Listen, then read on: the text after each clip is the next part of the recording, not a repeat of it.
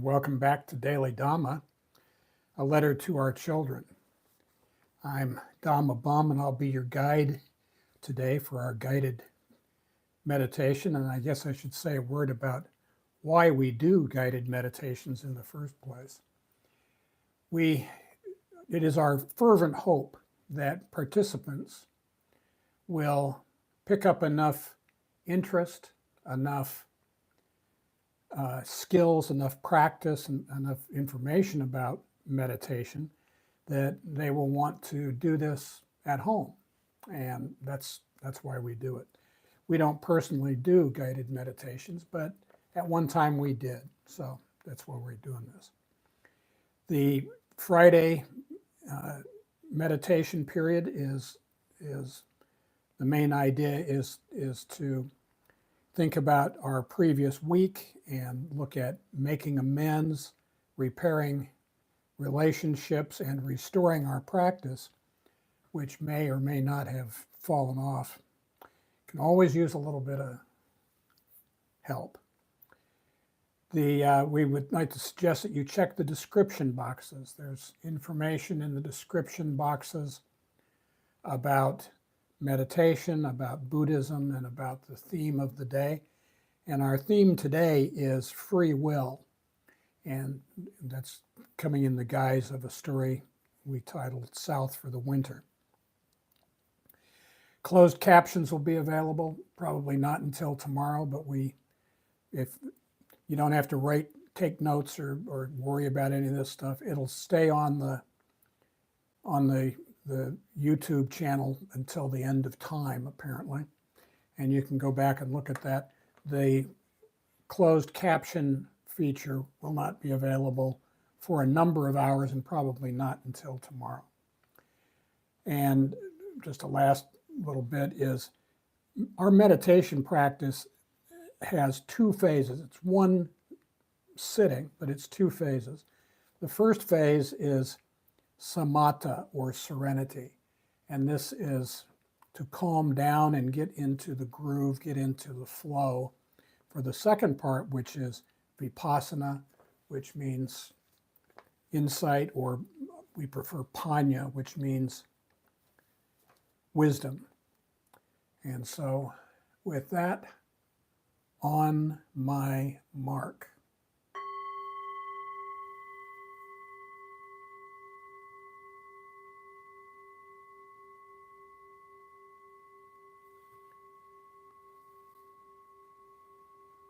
Please find yourself in a quiet spot. Keep your spine straight. Pull your shoulders back. Lower your chin towards your chest. Rest your hands in your lap or on your thighs or on your knees. Close your eyes gently and your mouth. And imagine a ball of white light, an inch or two, 3 to 5 centimeters below your nostrils. Inhale through your nose. Watch it go down past your heart to your stomach and back out the same way.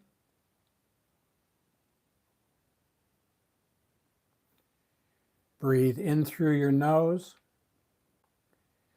Watch the light go down past your heart to your stomach and back out the same way. Just smooth, natural breaths. Don't worry about being too fast or too slow, too deep or too shallow. Just natural breaths for yourself as you breathe in through your nose. Watch it go down past your heart to your stomach and back out the same way. When outside issues come to mind, gently brush them aside, thinking, no, that's not my focus, that's not my business. I'm watching my breath as it goes in through my nose, down past my heart to my stomach, and back out the same way.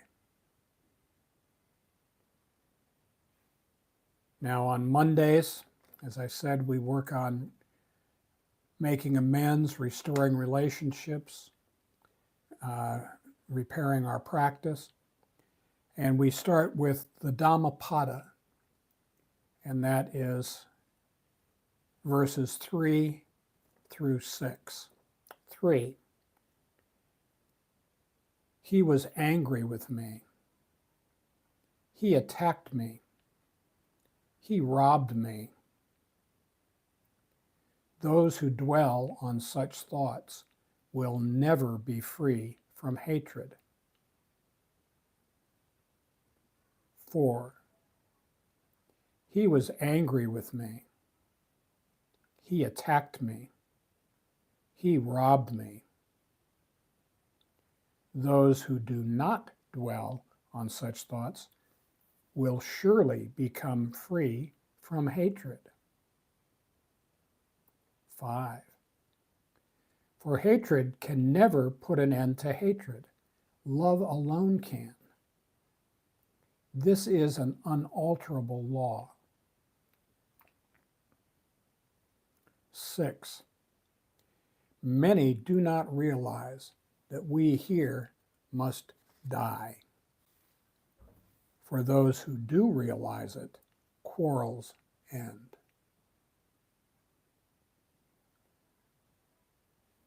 So what we learn is that our thoughts, the things upon which we dwell, shape our mood, our preoccupations, our delusions and obsessions. And it's a matter of grievance collecting or being grateful for the things we have. This is in part why we meditate. We meditate to help us calm our mind and tame our heart. Today, we'll look at free will. We always have a choice, but we also always face consequences. We meditate to let things go. If we let go a little, we get a little serenity. If we let go a lot, we get a lot of serenity. If we let go completely, that is, if we accept life as it is, then we get complete serenity.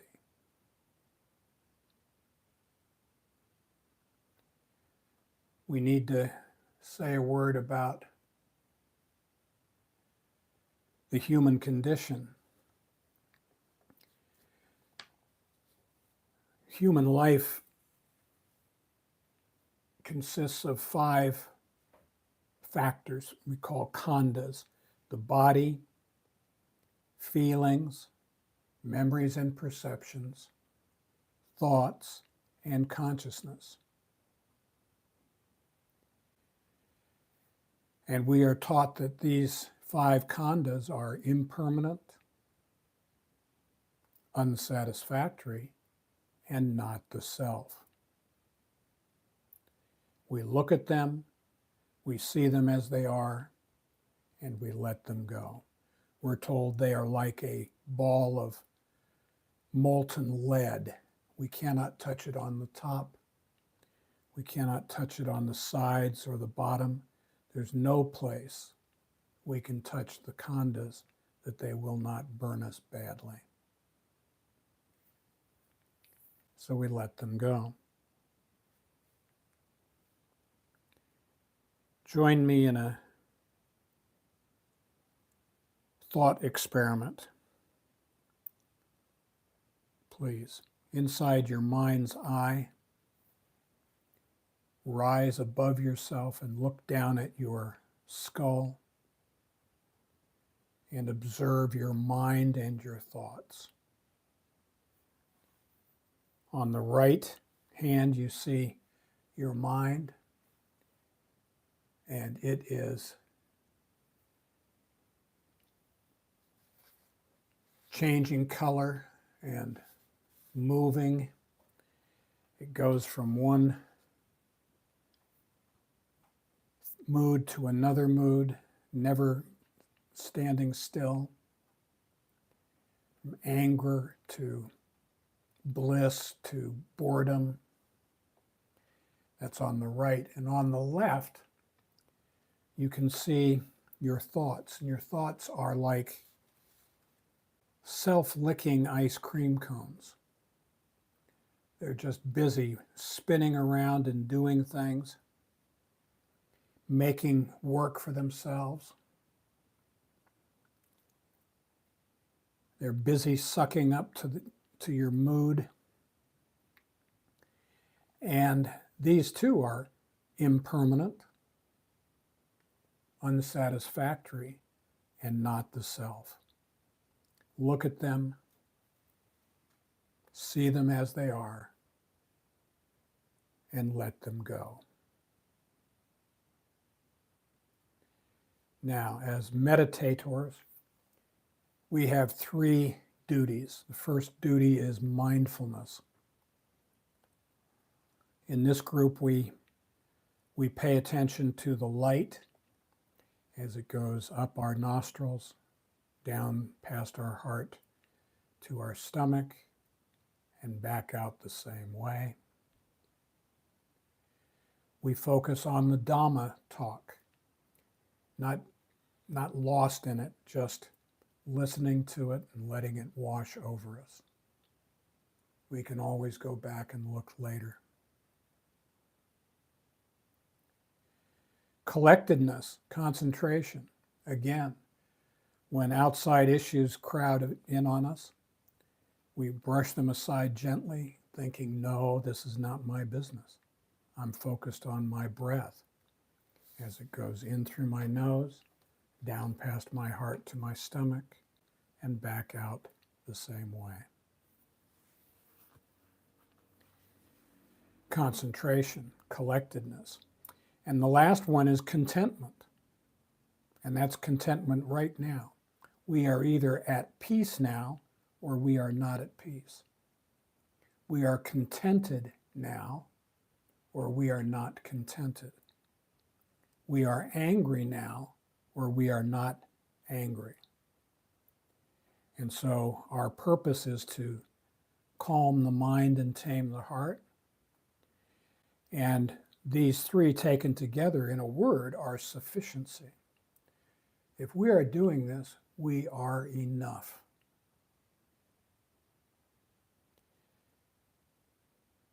If you can do it, if you can be peaceful for 3 seconds, you can be peaceful for a few minutes. And if you can be peaceful for a few minutes, you can be peaceful for much longer. You just take these little pockets of peace and stitch them together and shazam. You look up and you find that you have not had a cross feeling or an angry thought for a couple of hours. Golly, how'd that happen? How indeed.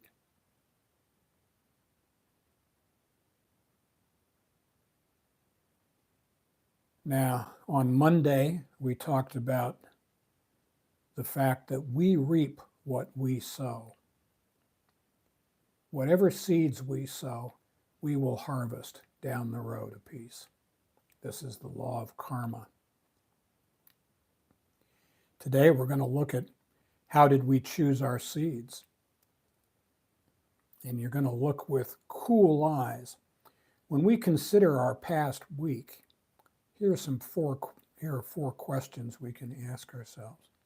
First, when I think about my dysfunctional interactions with people, they weren't all dysfunctional, but the ones that went sideways on me.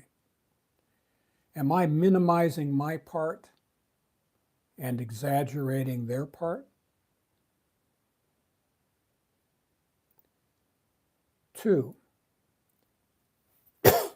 did I set myself up for failure by having a sense of entitlement or having expectations about how that interaction would go?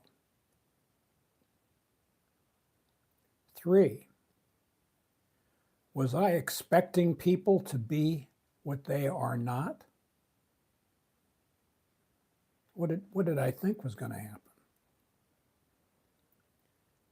And 4, was I expecting perfection in this world? I'm expecting perfection. So we look at those interactions. We see them as they are. We don't get attached to them, and we let them go.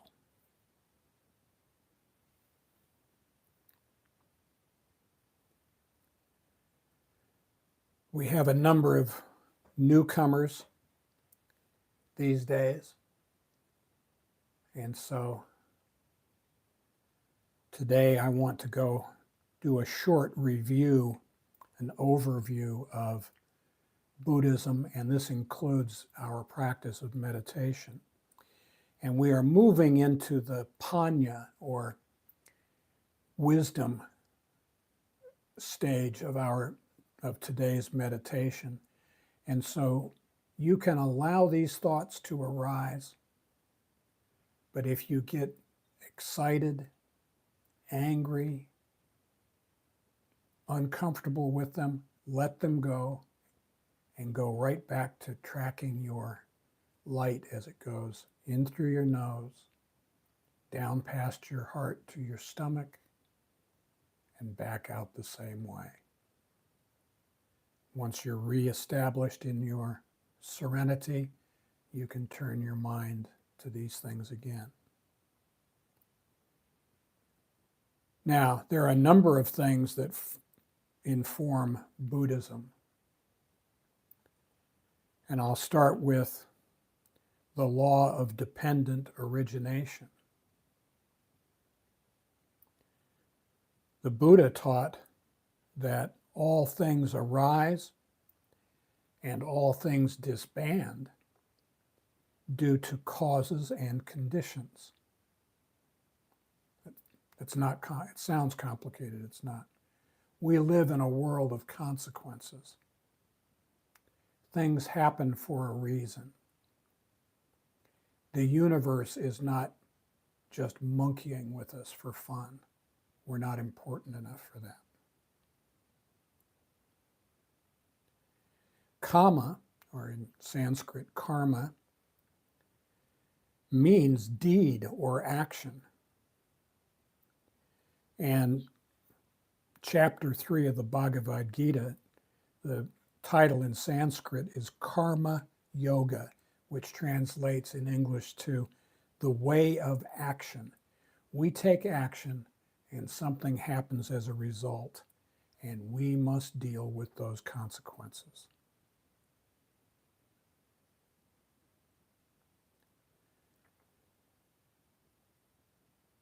Another base is the Four Noble Truths. There are four noble truths to Buddhism. First, there is suffering. Boy, that's true. There is. Suffering exists. Noble Truth 2, suffering is caused by attachment. The third noble truth, suffering ceases with non-attachment. We let things go.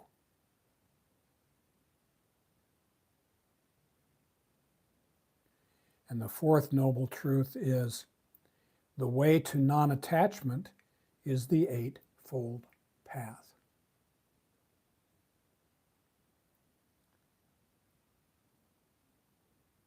Now, the Eightfold Path in Pali, that's the language of the sutras of the Buddha. The Eightfold Path is called Magga, and there are three subsidiary streams within Magga. And today we'll take it, we'll start with the ethical conduct stream, or sila. And the ethical conduct stream is right speech, say what you mean what you say, and don't say it mean. Don't stir up dissension among people.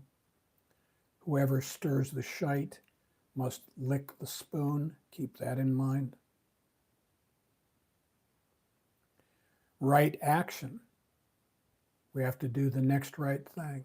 Oh, I don't know what it is. Yeah, you do.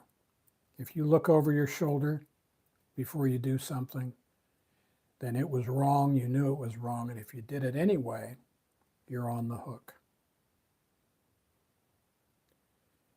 And the third part of the ethical conduct stream is right livelihood.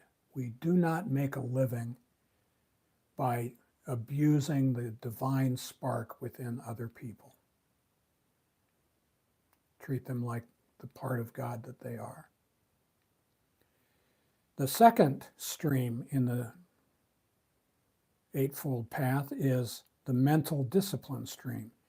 If we are acting right, the ethical conduct, if we are not perfect, but we're doing our best to not live a double life, then and only then we can sit in meditation as we are today. And this stream also has three parts. Right effort. We need to meditate intentionally. We go someplace at a certain time and we bring the right equipment, we dress appropriately, and we make time for it. Right mindfulness, which we have discussed, we pay attention to what's going on. And right concentration. If outside thoughts come in and we get worked up, we brush them aside and return to following our breath. Now, if we sit in right concentration, it'll lead to the wisdom stream, which is right view, this is the world we live in, and right intention. And then these are repeated over and over. And the last part of Buddhist belief that I want to mention is the laity, the lay persons. There are more precepts for the monastics, but for us, number one, refrain from killing. Number two, refrain from stealing. Number three, refrain from sexual misconduct. Number four, refrain from lying and harsh speech. And number five, refrain from intoxication.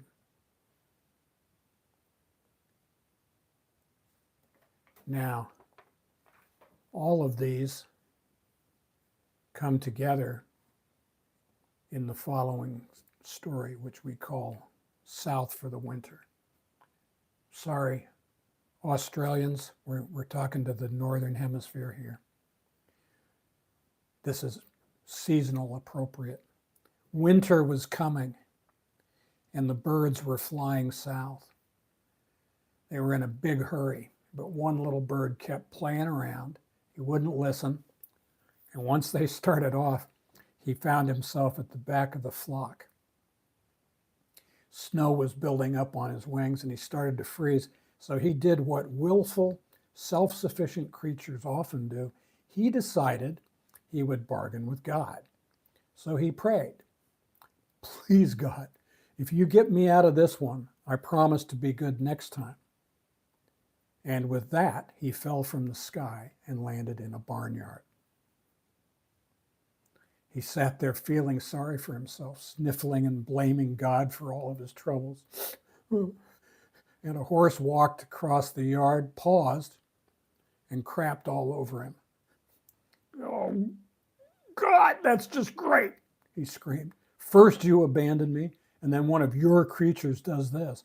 But as he was sitting there in the muck, he started to warm up. And he went, wow.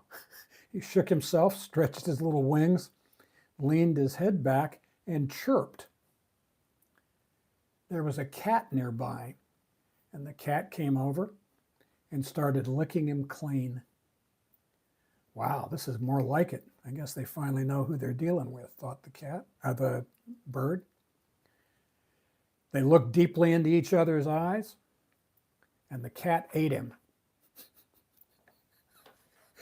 Now, there are 4 morals to this story.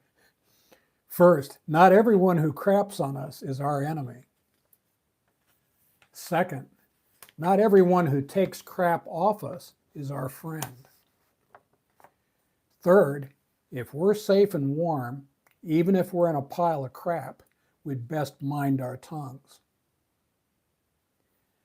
And finally, God gives us free will, but he doesn't promise to save us from the crap we get ourselves into when we use it.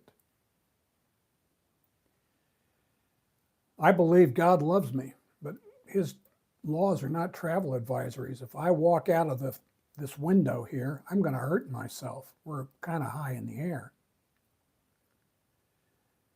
And it's not because God hates me, but because I broke the law of gravity. My actions have consequences, and I alone am responsible for them. The little bird broke the law, was saved, but couldn't keep his mouth shut. Now, you'll have to draw your own conclusions from that. That demonstrates all of the previously covered main points of Buddhism.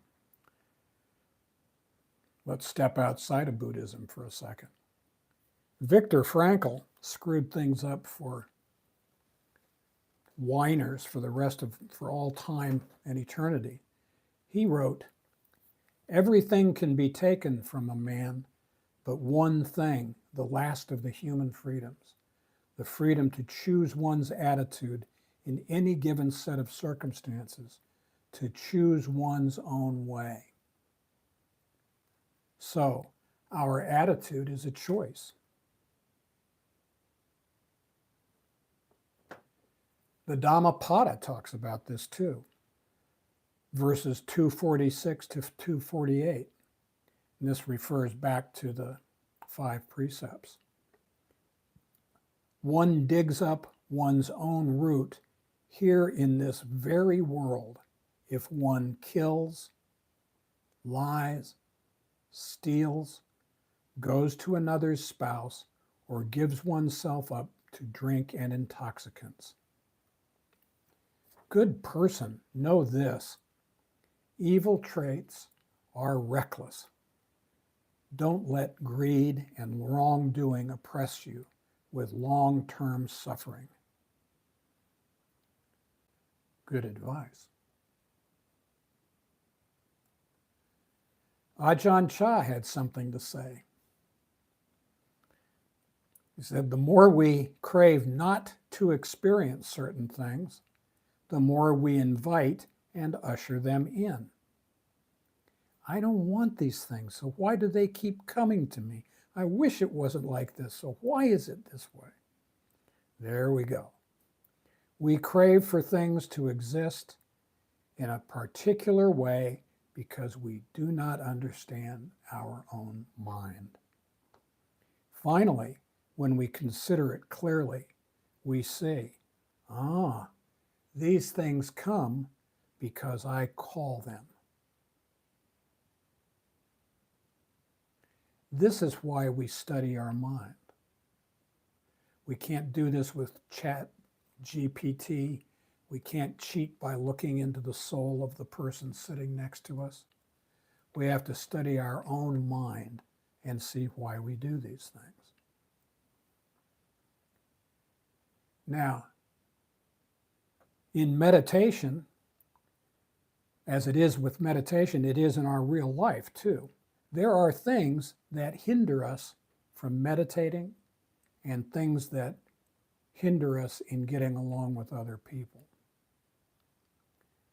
There are 5 of them. First, kamachanda. These are the sensual desires: sights, sounds, smells, tastes, tactile sensations.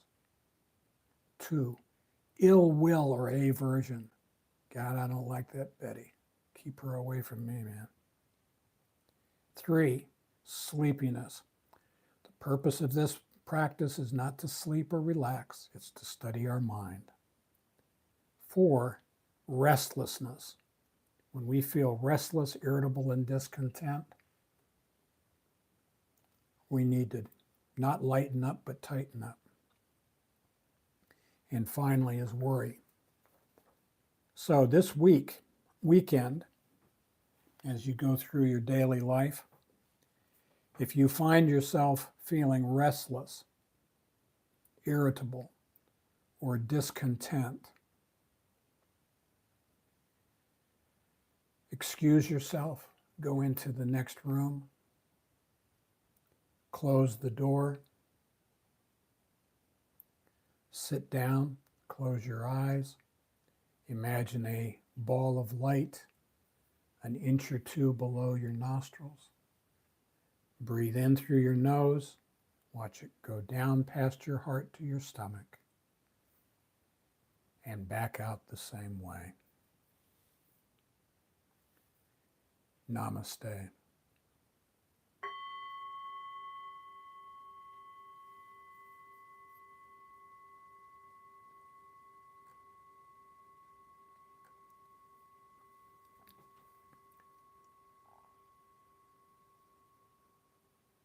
Okay.